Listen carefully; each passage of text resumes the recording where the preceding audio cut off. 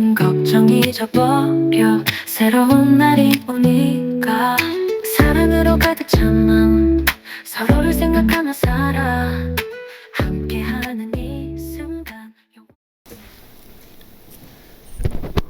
똑같은 목적을 가지고 한 일인데 결과에 따라서 달리 쓰이는 말이 있습니다. 혁명과 반란이라고 하는 단어입니다. 구국에 대한 일념으로 거사를 도모했는데 그것이 성공해서 권력을 잡았다면 우리는 그것을 혁명이라고 부릅니다. 반대로 거사를 도모했는데 그것이 실패해서 권력을 잡지 못했다면 우리는 그것을 반란이라 부릅니다. 이 둘의 결과에 대한 역사의 심판은 냉혹합니다. 하나는 역사의 영웅을 탄생시키지만 다른 하나는 역사에 씻을 수 없는 죄인을 만들어냅니다. 그런데 한번 생각해 보시기를 바랍니다. 이 큰 뜻 거사를 성공시키기 위해서 가장 필요한 요소가 무엇이겠는가? 사람에 따라서 많은 돈이라고 얘기할 수도 있겠고 많은 군사들이라고 얘기할 수도 있겠습니다만은 거사를 도모하는 데 있어서 그것을 성공시키는 데 있어서 가장 필요하고 적절한 것은 그 타임, 때, 시기를 놓치지 않는 것입니다. 아무리 좋은 군사와 많은 군자금을 가지고 있어도 때를 맞추지 못하면 역사의 뒤안길로 사라질 수밖에 없었던 수많은 뛰어난 사람들, 우리는 그런 사람들을 세계사의 역사 속에서 많이 찾아볼 수 있습니다.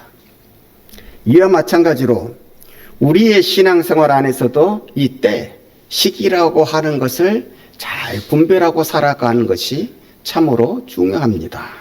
이게 어그러지면 신앙생활을 넘어서 그 전 인생을 통하여서도 참 갖은 풍상이 따라오기 때문에 그렇습니다. 그 인생이 고생스럽다 이 말씀입니다. 하나님이 우리를 쓰시고자 하시는데 우리가 준비가 안 되어 있다. 그러면 쓰임을 못 받는 것이 아닙니다. 버림을 받는 것이 아닙니다. 쓰임을 받을 수 있는 그 자리, 그 수준에 도달하기까지 하나님이 우리를 밀어붙이십니다. 선지자 요나가 니느웨에 가서 니느웨라고 하는 도성에 가서 회개하라. 그렇지 아니하면 하나님이 너희를 심판하시겠다라고 하는 이 심판에 대한 하나님의 말씀을 전달하라고 이렇게 명령을 받습니다. 그러나 이스라엘을 많이 괴롭혔던 이 원수의 나라가 회개하고 하나님의 자비를 받는 것이 싫어서 요나는 불순종하고 다시 쓰라고 하는 것으로 요즘 스페인이 있는 곳으로 배를 타고 도망을 갑니다. 그런 요나를 하나님께서는 버리지 아니하시고 포기치 아니하시고 그가 타고 있는 배를 큰 풍랑 속으로 밀어넣으시잖아요.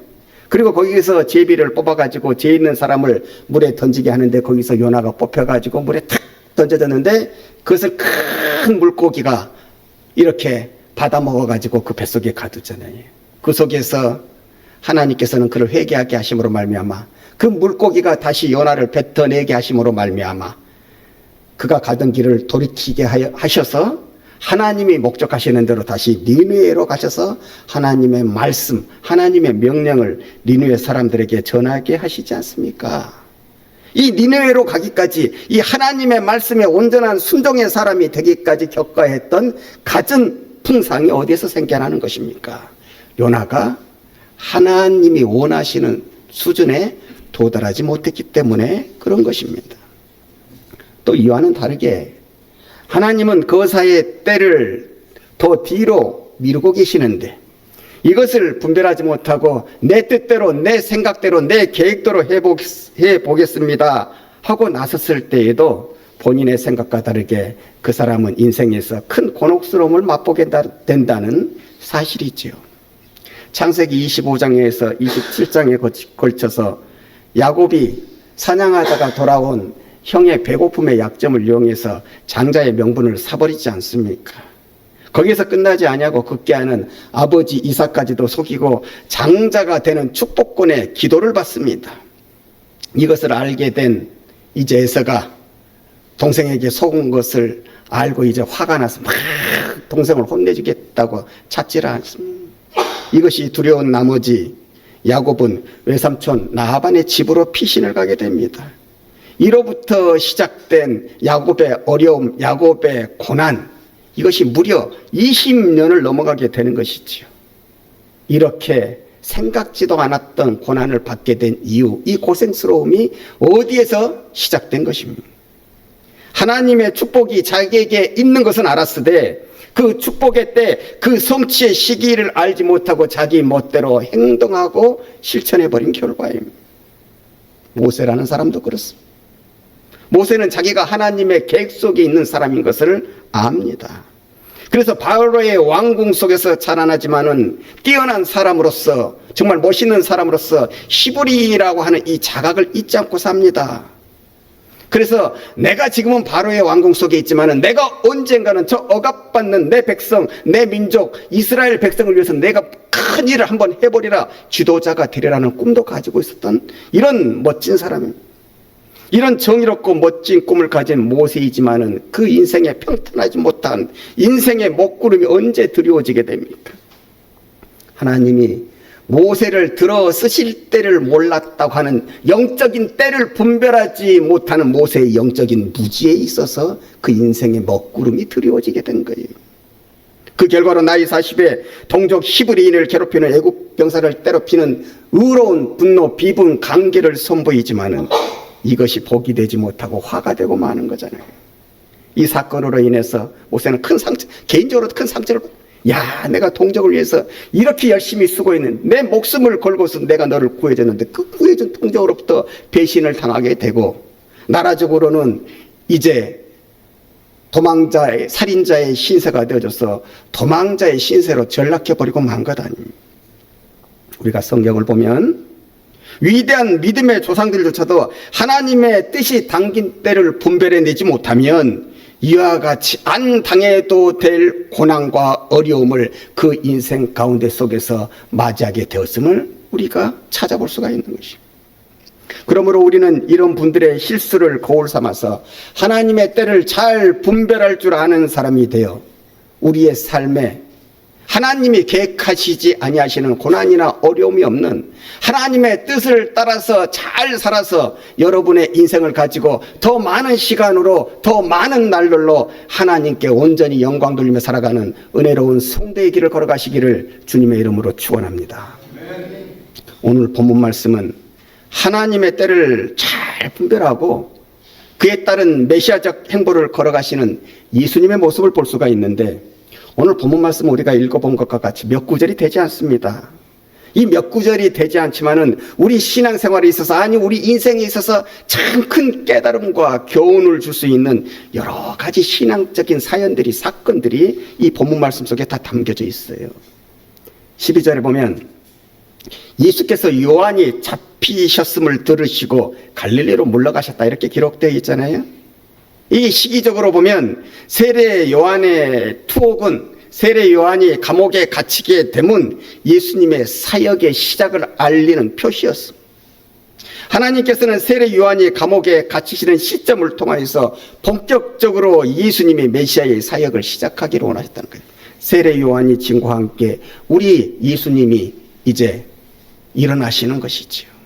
예수님은 그것을 아셨기에, 자, 이제 내 때가 시작되었구나 라고 생각하시면서 갈릴리로 가셨습니다. 그런데 오늘 본문 말씀 속에는 갈릴리로 가셨다고 하는 이 말씀이 어떻게 기록되어 있냐면 갈릴리로 물러나셨다, 이렇게 기록되어 있거든요. 이것을 두고 일단의 사람들은 예수님께서 세례 요한이 옥에 갇히심을 보고 그 마음에 덜컥 겁이 생기셔서 갈릴리로 피신하셨다라는 말을 하시는데, 이것은 오늘 우리가 생각해 보고 있는 주제와는 정반대되는 영적인 분별력이 없는 인간적인 해석입니다. 예수님께서 갈릴리로 물러나신 것은 겁을 먹어서 피신하려고 가신 것이 아니라 성경에 예언되어 있는 그 말씀에 응하시기 위함이었어요. 성경에 예언되어 있는 그 말씀 그대로 성취하시기 위함이었어요. 이사야 9장 1절에서 2절의 말씀을 보면 전에 고통받던 자들에게는 흑암이 없으리로다. 옛적에는 여호와께서 스불론 땅과 납달리 땅이 멸시를 당하게 하셨더니 후에는 해변길과 요단 저쪽 이방의 갈릴리를 영화롭게 하셨다. 이방의 갈릴리를 영화롭게 하셨느니라. 흑암에 행하던 백성이 큰 빛을 보고 사망의 그늘진 땅에 거하던 자에게 빛이 비치었도다.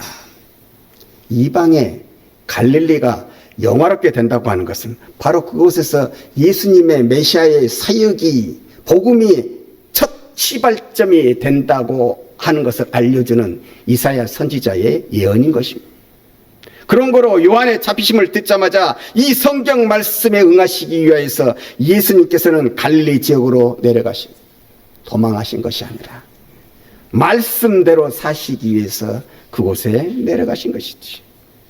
이렇게 갈릴리로 내려가심으로 말미암아 본격적으로 갈릴리에서, 그 지역에서 예수님의 메시아의 사역이 시작되는데, 이 활동 속에서, 이 과정 속에서 신앙적으로 많은 이야기들, 많은 사연들, 우리가 신앙생활을 어떻게 해야 잘하는 것인가에 대한 이러한 가르침들이 그 안에서 새록새록 피어나고 있다는 사실입니다.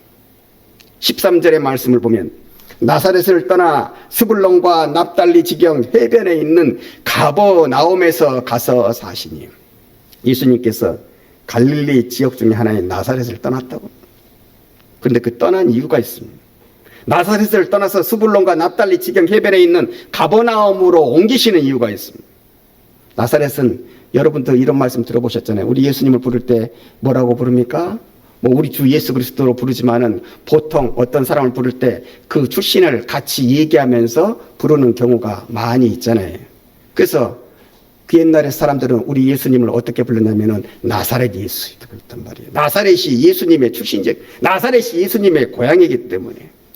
여러분, 고향이라고 하는 것은 내가 많이 있지 않다고 할지라도, 내가 그곳에 살지 않았다고 할지라도, 타향에서 더 오래 살았다, 고향이라 하면 왠지 애틋해지고 아른해지는 마음이 있는 거예요. 아닙니까? 그래서 여러분, 기업가들 중에서 성공한 사람들 보세요. 자기가 그렇게 힘들게 살았던 고향이지만 자기가 성공했을 때 그 아련한 마음에, 그 추억이 깃든 마음에 그 고향에다가 많은 것으로 이렇게 투자하는 것을, 그것의 발전을 위해서 많은 것으로 이렇게 도와주는 것을 우리가 많이 볼 수 있잖아요. 고향이라고 하는 것은 바로 그런 것입니다. 예수님께서도요, 이 나사렛이라고 하는 것이 마음이 아련한 곳인 거예요. 내가 줄 복이 있다면, 내가 줄 은혜가 있다면 당연히 그곳에다 먼저 베풀고 싶어 하는 것이 우리 예수님의 마음. 그래서 나사렛 지역으로 내려가서 사역을 하시는데 이곳을 떠나실 수밖에 없었다는 사실입니다. 왜냐하면 고향 사람들이 예수님을 배척한 것입니다. 마태복음 13장 57절에 예수님은 그 고향 나사렛을 떠나시면서 이런 말씀하십니다. 선지자가 자기 고향과 자기 집 외에서는 존경을 받지 않음이 없느니라. 선지자가 자기 고향과 자기 집 외에서는 존경을 받지 않음이 없느니라. 이 말씀하시고 나사렛을 떠나셨던 거죠. 다시 말하면 고향 나사렛에서 그렇게 은혜를 베풀어 주시고 그렇게 권능을 많이 베풀어 주셨지만은 그곳 사람들로부터 제대로 된 존경을 받지 못했다는 사실입니다. 이는 고향의 사람들이 자신들이 알고 있는 과거의 평범한 예수님의 모습, 예수님의 가족들, 자기들보다도 때로는 형편이 좋지 못했던 예수님의 옛생활을 떠올리다 보니까 예수님으로부터 그렇게 큰 은혜와 축복을 받았음에도 불구하고 예수님을 메시아로 인정하기가 싫었던 것입니다. 예에 있어서 저거 옛날에 그렇게 보잘것없던 예수 아냐? 마리아의 가족 아냐? 누구누구 아냐? 예수님의 형제들 아냐? 애써 예수님을 평가절하 하면서 홀대하고 배척합니다. 그러므로 말미암아 은혜 받을 게 복 받을 기회를 잃어버리고 만 것이 바로 나사렛에서 살고 있던 사람. 고향에서 대접 못 받으신 우리 예수님. 이제는 가버나움으로 가십니다. 그러면 가버나움에서는 대접을 잘 받으셨습니까? 마태복음 11장 23절에 보면 가버나움아 내가 하늘에까지 높아지겠느냐 음부까지 낮아지리라.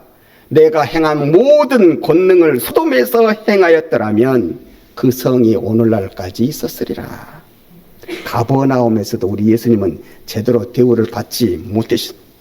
가버나움에서도 그 주옥과 같은 생명의 말씀과 그 생명의 말씀에 잇따르는 여러 가지 권능과 이적을 많이 베풀어 주셨음에도 불구하고 가버나움에 살고 있던 사람들이 예수님 앞에 회개하고 돌아오지 않았다는 사실. 그러면 우리는 이 역사적 사실을 두고 이런 생각을 이런 의심을 가져볼 수 있잖아요. 왜 하나님께서는 저런 땅에 저런 사람들에게 예수님을 보내셔서 복음을 전하게 하셨을까 하고 말했지. 좀 더 들을 기도 있고 수준도 있고 복음을 받아들일 수 있는 그런 땅, 그런 사람들에게 보내시는 것이 이치적으로 더 맞지 않느냐고.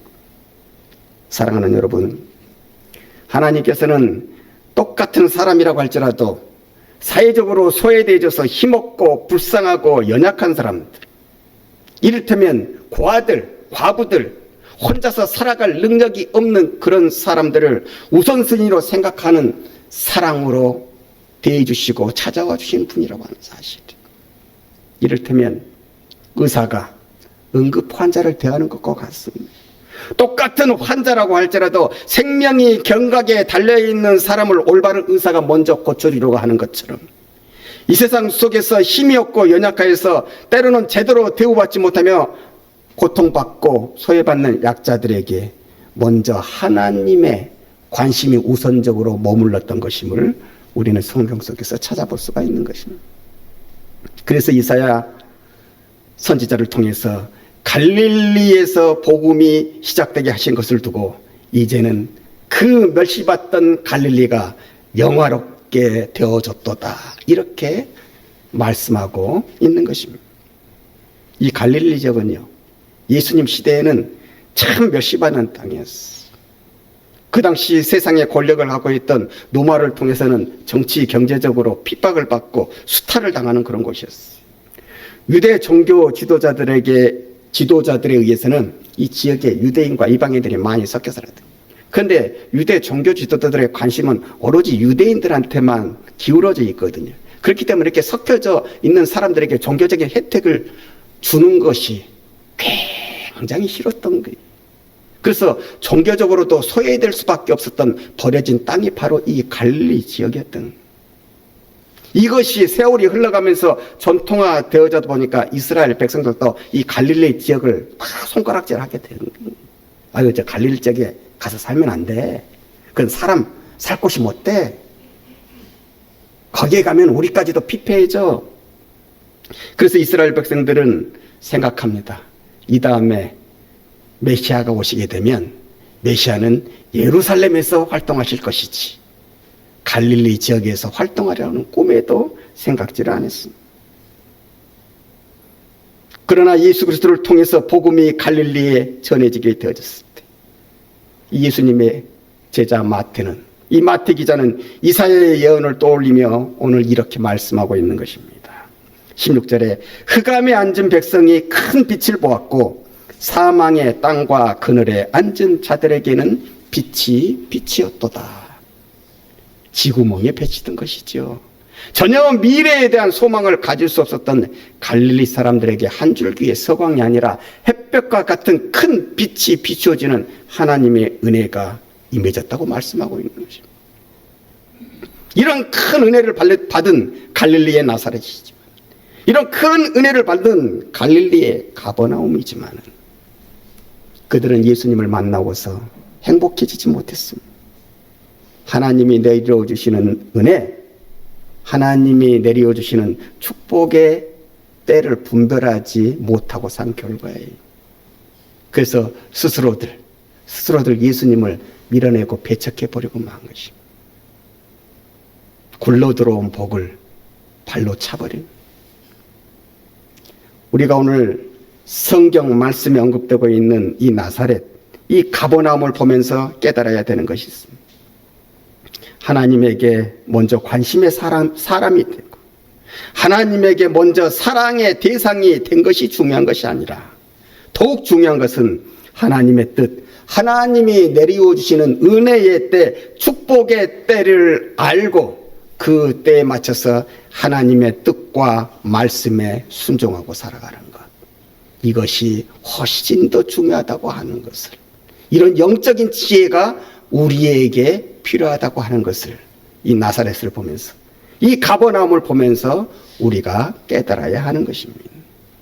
이 영적인 분별력이 있어야 우리의 신앙생활이 바로 세워지는 거예요. 이 영적인 분별력이 있어야 우리의 인생이 평탄해지고 행복해지는 것입니다. 우리 예수님은 이 영적인 분별력이 탁월하신 분이었습니다. 하나님의 뜻을 따라서 자신의 뜻을 접을 줄 알았고, 하나님의 때를 따라서 자신을 감추고 나타낼 줄 알았어. 우리 예수님은 자신의 삶을 통하여서 온전히 하나님께 영광을 돌렸던 것입니다.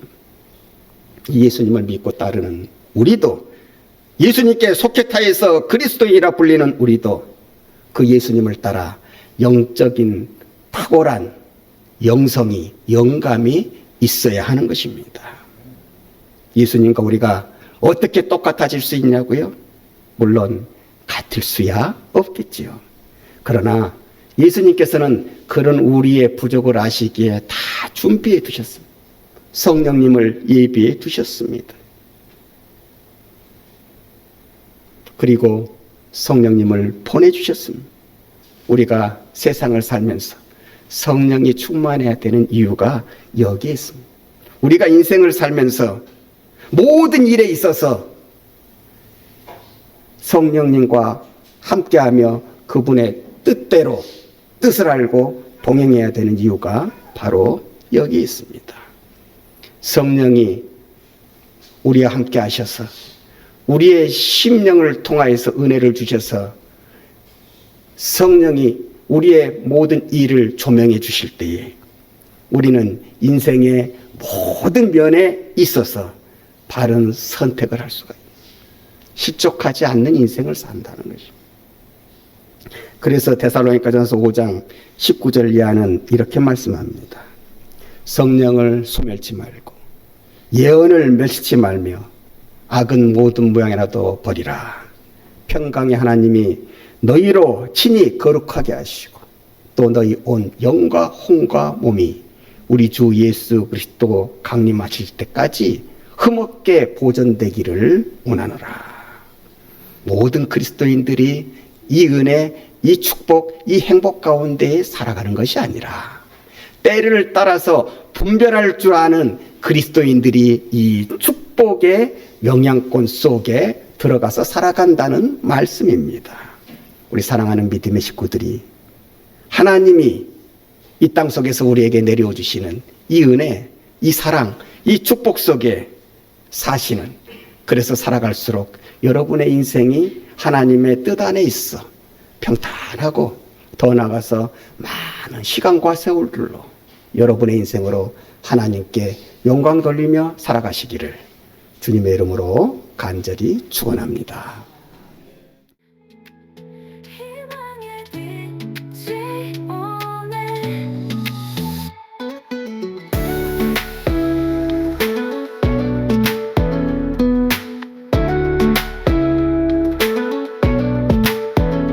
작은 기적 큰 기도 우리가 함께 만들어 마음 깊은 곳에서 뜨거운 마음 느껴봐. 새벽이 밝아오는 그 시간 기쁨이 우리 감싸고 희망이 넘치는 세상 우리가 꿈꾸던 그곳 빛을 따라가면 돼. 우리 모두 손을 잡아 믿음으로 채워진 길 희망의 빛이 오네.